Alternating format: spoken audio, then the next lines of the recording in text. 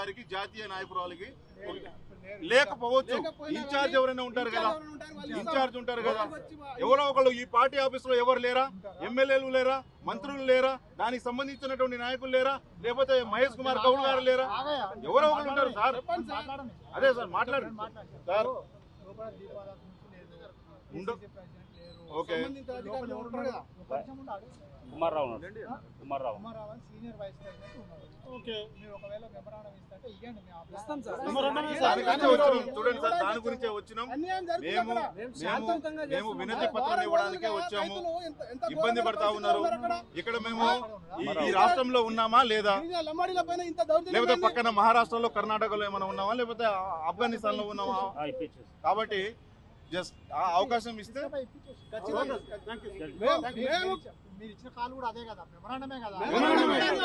వినతి పత్రం ఇస్తున్నాం. వినతి పత్రం ఇవ్వడానికే వచ్చినాం సార్. మేము ఒకవేళ ముట్టడి అనుకుంటే నిన్న మేము బేజాబ్తుగా ముట్టడి అని చెప్పేటోళ్ళం. మేము చాలా శాంతియుతంగా మాకు జరుగుతున్నటువంటి అన్యాయాలు మా బిడ్డల మీద జరుగుతున్నాను.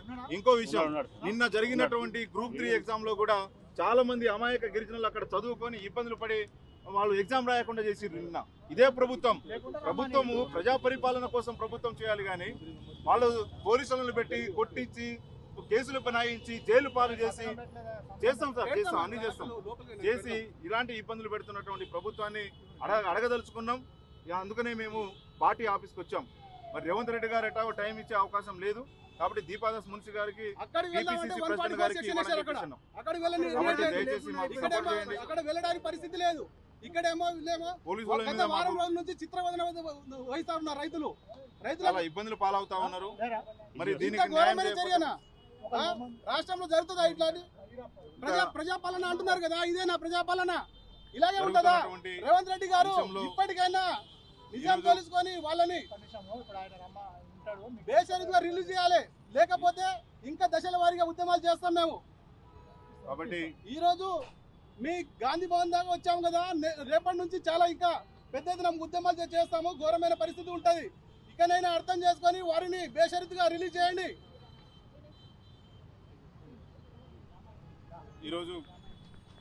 ఈరోజు శాంతియుతంగా సేవాలాల్ సేన రాష్ట్ర పక్షాన నిన్న పిలుపు ఇవ్వడం జరిగింది. గాంధీ భవన్కి వచ్చి ఏదైతే దీపాదాస్ మున్సి గారు దీపాదాస్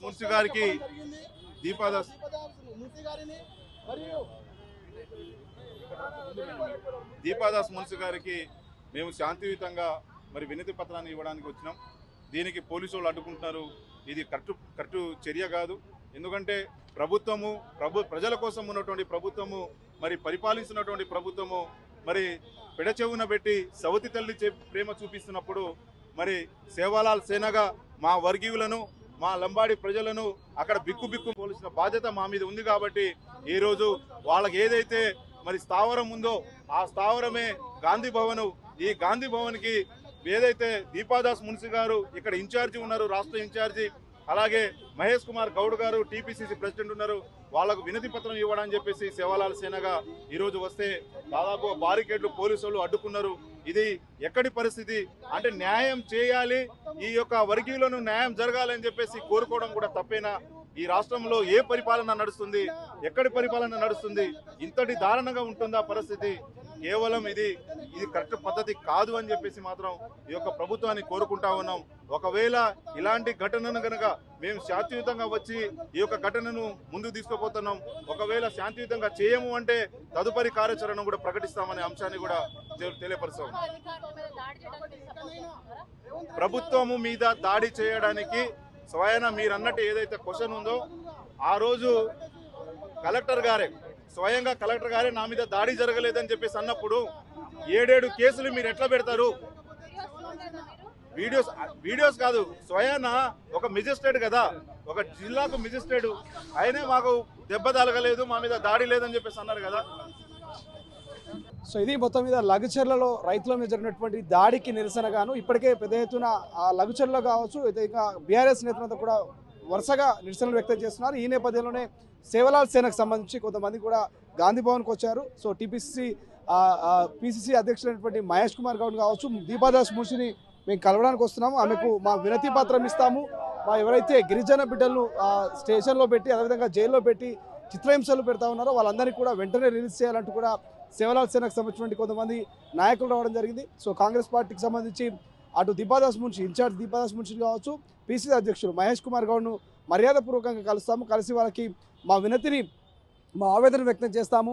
సో లఘుచర్లలో కలెక్టర్పై జరిగినటువంటి దాడి నేపథ్యంలో సో అమాయకపు గిరిజన బిడ్డల మీద ఇక పోలీసులు కావచ్చు అటు అధికార పార్టీ ఒకసారిగా ఉక్కుపాదం మోపుతుంది, వాళ్ళని ఆ జైల్లో పెట్టి చిత్రహింసలు పెడుతుందంటూ వాళ్ళు చేస్తున్నటువంటి కామెంట్స్. ఒకసారి మరి దీపాదాస్ మున్షిని మహేష్ కుమార్ గౌడ్ను కలుస్తామంటూ వాళ్ళు గాంధీ భవన్కు ముందుకు వచ్చారు. ఒకసారిగా పోలీసులు అయితే వాళ్ళని ఆ బారికేట్లు వేసి అడ్డుకునేటువంటి ప్రయత్నం చేశారు. ఒకసారిగా లోపల ఆ అధికారులు ఓకే కలుస్తామన్నటువంటి ఇండికేషన్తో ఇన్ఫర్మేషన్తో అయితే పోలీసులు గాంధీ భవన్ లోపలికి వాళ్ళని అలౌ చేశారు.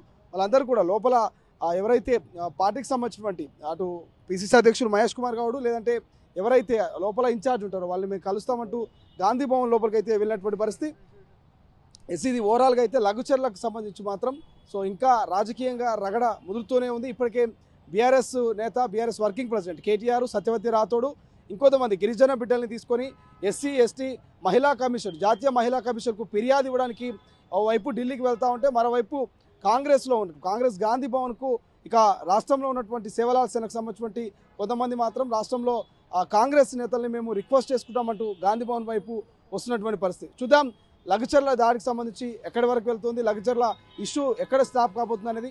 ఇప్పటికే చాలామందిని అరెస్ట్ చేసి జైల్లో పెట్టారు. మాజీ ఎమ్మెల్యే పట్నం నరేందర్ రెడ్డి కూడా చెల్లపల్లికి తరలిస్తున్నటువంటి పరిస్థితి, 14 రోజుల పాటు రిమాండ్. సో మరికొంతమందిని కూడా అరెస్ట్ చేసేందుకు ప్రత్యేకంగా 4 బృందాలు ఇప్పటికే రాష్ట్ర వ్యాప్తంగా గాలిస్తున్నటువంటి పరిస్థితి. సో మరి ఈ నేపథ్యంలో ఏం జరగబోతుంది ఏంటనేది ఒక ఉత్కంఠమైనటువంటి వాతావరణం నెలకొంది లఘుచర్లకు సంబంధించి. సో చూద్దాం ఏం జరగబోతుంది. రాష్ట్ర ప్రభుత్వం దీని అయితే చాలా సీరియస్గా తీసుకుంది కాబట్టి ఎట్లా స్పందిస్తుంది అనేది. కెమెరా పర్సన్ అజయ్తో శ్రీశైలం, తొలి వెలుగు, గాంధీ భవన్. అసలైన తొలి వెలుగు. ఫాలో వాట్సాప్ @తొలి వెలుగు official.